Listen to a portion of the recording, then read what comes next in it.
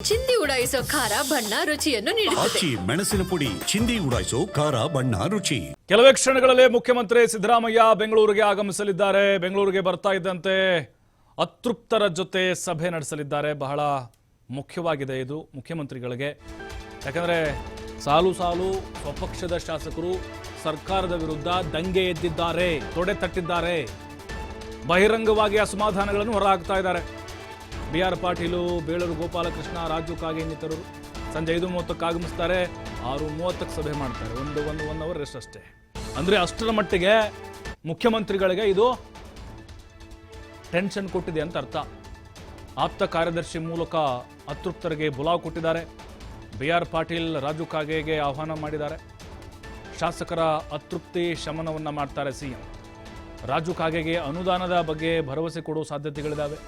BR. Patil ಅವರ ಆರೋಪ ಏನಿದೆ ಅದಕ್ಕೂ ಕೂಡ ಸ್ಪಂದಿಸ್ತಾರೆ.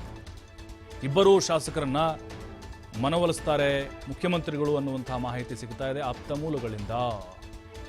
ಸಿದ್ದರಾಮಯ್ಯನವರು ದೆಹಲಿಯಿಂದ ಬರ್ತಾ ಇದ್ದಂತೆ ಆಕ್ಟಿವ್ ಆಗಲಿದ್ದಾರೆ. ಅಂದ್ರೆ ತಮ್ಮ ಪಕ್ಷದ ಶಾಸಕರ ಅಸಮಾಧಾನಗಳಿದಾವಲ್ಲ, ಅವರ ಅತೃಪ್ತಿಯನ್ನ ಶಮನ ಮಾಡುವಂತ ಸಾಧ್ಯತೆಗಳಿದಾವೆ. ಯಾಕಂದ್ರೆ ಹೈಕಮಾಂಡ್ ಕೂಡ ಹೇಳಿ ಕಳಿಸಿದೆ, ನೀವು ಹೋದ ಕೂಡಲೇ ಅವ್ರನ್ನ ಮೀಟಿಂಗ್ ಮಾಡಿ ಜೊತೆಗೆ ಅವ್ರನ್ನ ಕೂಡಲೇ ಕರೀರಿ, ಅವ್ರದ್ದೇನು ಸಮಸ್ಯೆ ಇದು ಬಗೆಹರಿಸಿ, ಡ್ಯಾಮೇಜ್ ಆಗ್ತಿದೆ ನಮ್ಮ ಸರ್ಕಾರಕ್ಕಿದು. ಬಿಜೆಪಿಯವ್ರಿಗೆ ಅಸ್ತ್ರ ಕೊಟ್ಟಂತಾಯ್ತು ನೀವು.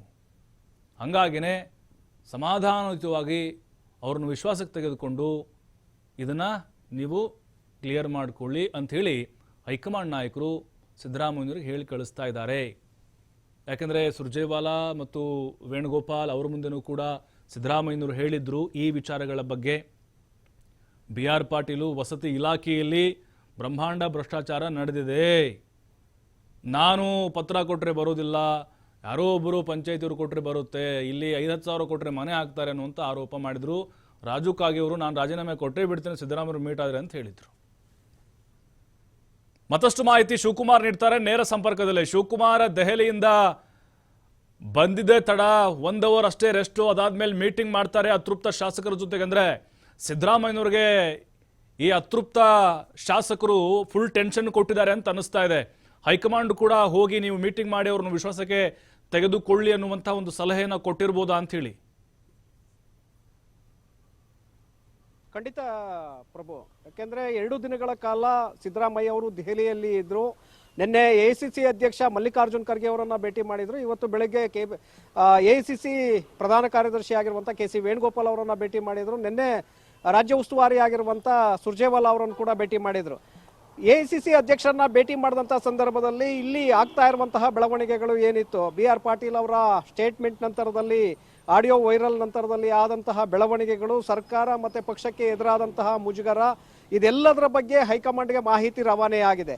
ಸೊ ಹಾಗಾಗಿ ಸರ್ಕಾರ ಮತ್ತೆ ಪಕ್ಷಕ್ಕೆ ಕೆಟ್ಟ ಹೆಸರು ಬರ್ತಿದೆ. ರಾಷ್ಟ್ರೀಯ ಮಟ್ಟಕ್ಕೆ ಈ ವಾರ್ತೆ ಬಂದಿರೋದ್ರಿಂದ ಇದನ್ನ ನೀವು ಹೇಗಾದ್ರೂ ಮಾಡಿ ಪರಿಹರಿಸಬೇಕು. ಯಾಕೆಂದ್ರೆ ಮತ್ತೆ ನೀವು ಅದನ್ನ ಸುಮ್ಮನೆ ಆಗಿಬಿಟ್ರೆ ಮತ್ತಷ್ಟು ಕೆರೆದು ಗಾಯ ಆಗೋದು ಜಾಸ್ತಿ ಇದೆ, ಆಗ ಸರ್ಕಾರಕ್ಕೂ ಕೂಡ ಸಂಕಷ್ಟ ಎದುರಾಗುತ್ತೆ ಅನ್ನುವಂತ ಸೂಚನೆಯನ್ನ ಹೈಕಮಾಂಡ್ ನಾಯಕರು ಕೊಟ್ಟಿದ್ದಾರೆ. ಖರ್ಗೆ ಅವರೇ ಸ್ವತಃ ಸಿದ್ದರಾಮಯ್ಯನವ್ರಿಗೆ ಹೇಳಿದ್ದಾರೆ, ಮೊದಲು ನೀವು ಬೆಂಗಳೂರಿಗೆ ತೆರಳಿ ಅಲ್ಲಿ ಬಿ.ಆರ್. ಪಾಟೀಲ್ ಹಾಗೆ ರಾಜು ಕಾಗೆ ಅವರ ಮನವೊಲಿಸುವಂತ ಒಂದು ಪ್ರಯತ್ನವನ್ನ ಮಾಡಬೇಕು. ಇಲ್ಲದೆ ಹೋದ್ರೆ ಉಳಿದಿರುವಂತಹ ಶಾಸಕರು ಕೂಡ ಧ್ವನಿ ಎತ್ತುವಂತಹ ಸಾಧ್ಯತೆಗಳು ಇರುತ್ತೆ, ಇದು ಪ್ರತಿಪಕ್ಷಗಳಿಗೆ ಆಹಾರ ಆಗತ್ತೆ ಅಂತೇಳಿ. ಸೊ ಆ ಕಾರಣಕ್ಕೆ ಸಿದ್ದರಾಮಯ್ಯ ಅವರು ಈಗಾಗಲೇ ದೆಹಲಿಯಿಂದ ಹೊರಟಿದ್ದಾರೆ. ಬೆಂಗಳೂರಿಗೆ 5:30ಕ್ಕೆ ಕೆಂಪೇಗೌಡ ಅಂತಾರಾಷ್ಟ್ರೀಯ ವಿಮಾನ ನಿಲ್ದಾಣಕ್ಕೆ ಬರ್ತಾ ಇದ್ದಾರೆ. ಅಲ್ಲಿಂದ ನೇರವಾಗಿ ಕಾವೇರಿಗೆ ಬಂದು 1 ಗಂಟೆಯ ನಂತರ 6:00ವರೆಗೆ ಈಗ ಯಾರು ಅಸಮಾಧಾನವನ್ನ ವ್ಯಕ್ತಪಡಿಸ್ತಿದ್ರು ಆ ಶಾಸಕರ ಒಂದು ಜೊತೆ ಸಭೆಯನ್ನ ಮಾಡೋದಕ್ಕೆ ಈಗಾಗಲೇ ತಮ್ಮ ಆಪ್ತ ಕಾರ್ಯದರ್ಶಿಯ ಮೂಲಕ ಅವರಿಗೆ ಬುಲಾವನ್ನ ಕೊಟ್ಟಿದ್ದಾರೆ. ರಾಜು ಕಾಗೆ ಹಾಗೆ ಬಿ.ಆರ್. ಪಾಟೀಲ್ ಅವರ ಜೊತೆ ಕಾವೇರಿಗೆ ಕರೆಸ್ಕೊಂಡು ಅವರ ಸಮಸ್ಯೆಗಳೇನಿದೆ, ಕ್ಷೇತ್ರದಲ್ಲಿ ಏನೆಲ್ಲ ತೊಂದರೆಗಳಾಗ್ತಾ ಇದೆ, ಮತ್ತೆ ಅವರು ಯಾವ ಕಾರಣಕ್ಕೆ ಈ ಆರೋಪವನ್ನ ಮಾಡಿದ್ರು, ವಸತಿ ಇಲಾಖೆಯಲ್ಲಿ ನಿಜವಾಗ್ಲೂ ಕೂಡ ಆ ರೀತಿಯಾಗಿ ಹಣವನ್ನ ತೆಗೆದುಕೊಳ್ತಾ ಇಲಾಖೆಯಲ್ಲಿ ತೆಗೆದುಕೊಳ್ತಾ ಇದ್ದಾರಾ ಅಥವಾ ಗ್ರಾಮ ಪಂಚಾಯತ್ ಮಟ್ಟದಲ್ಲಿ ಸದಸ್ಯರು ಮತ್ತೆ ಅಧ್ಯಕ್ಷರು ಏನಾದರೂ ಫಲಾನುಭವಿಗಳಿಂದ ವಸೂಲಿಯನ್ನ ಮಾಡ್ತಾ ಇದ್ದಾರಾ, ಇದರ ಬಗ್ಗೆ ಸಂಪೂರ್ಣವಾದಂತಹ ಒಂದು ಮಾಹಿತಿಯನ್ನ ಪಡೆದು ನಂತರ ಬಿ.ಆರ್. ಪಾಟೀಲ್ ಅವರು ಕ್ಷೇತ್ರಕ್ಕೆ ಸಂಬಂಧಪಟ್ಟಂತೆ ಯಾವೆಲ್ಲ ಸಮಸ್ಯೆಗಳಿದೆ ಅದನ್ನ ಪರಿಹರಿಸುವಂತ ಒಂದು ಭರವಸೆಯನ್ನ ಮುಖ್ಯಮಂತ್ರಿಗಳು ಇವತ್ತು ಕೊಡ್ತಾರೆ ಅನ್ನುವಂತಹ ನಿರೀಕ್ಷೆಗಳು ಕೂಡ ಇದೆ. ಹಾಗೆ ರಾಜು ಕಾಗೆ ಅವರು ಅನುದಾನದ ವಿಚಾರದಲ್ಲಿ ಅಸಮಾಧಾನವನ್ನು ಹೊರ ಹಾಕಿದ್ದಾರೆ. ಈಗಾಗಲೇ NY ಗೋಪಾಲಕೃಷ್ಣ ಅವರು ಕೂಡ ಅಸಮಾಧಾನವನ್ನ ಹೊರಹಾಕಿದ್ರು ಅನುದಾನಕ್ಕೆ ಸಂಬಂಧಪಟ್ಟಂತೆ. ಎಸ್ ಕಳೆದ ತಿಂಗಳ ಹಿಂದೆ ಕೆಲವು ಶಾಸಕರು ಕೂಡ ಒಂದಿಬ್ಬರು ಶಾಸಕರು ಕೂಡ ಅಸಮಾಧಾನವನ್ನ ಹೊರಹಾಕಿದ್ರು. ಹಾಗಾಗಿ ರಾಜು ಕಾಗೆ ಅವರಿಗೂ ಕೂಡ ಬುಲಾವನ್ನ ಕೊಟ್ಟಿದ್ದಾರೆ. ಅವರನ್ನು ಕೂಡ ಕರೆದು ಅವರ ಜೊತೆ ಅನುದಾನದ ವಿಚಾರದಲ್ಲಿ ಅವರ ಮಾತು ಏನ್ ಸಮಸ್ಯೆ ಇದೆ ಅದನ್ನ ಪರಿಹರಿಸುವಂತ ಒಂದು ಭರವಸೆಯನ್ನ ಇವತ್ತು ಮುಖ್ಯಮಂತ್ರಿಗಳು ಕೊಡಲಿದ್ದಾರೆ. ಇಬ್ಬರು ಶಾಸಕರನ್ನ ಮನವೊಲಿಸುವ ಮೂಲಕ ಈಗ ಬಂದಿರುವಂತಹ ಸಂಕಷ್ಟ ಏನಿದೆ ಅದರಿಂದ ಪಾರಾಗುವಂತ ಒಂದು ಪ್ರಯತ್ನಕ್ಕೆ ಈಗ ಮುಖ್ಯಮಂತ್ರಿಗಳು ಕೈ ಹಾಕಿರುವಂತದ್ದು. ಪ್ರಭು, ಥ್ಯಾಂಕ್ ಯು ಶಿವಕುಮಾರ್ ತಮ್ಮೆಲ್ಲ ಮಾಹಿತಿಗಾಗಿ.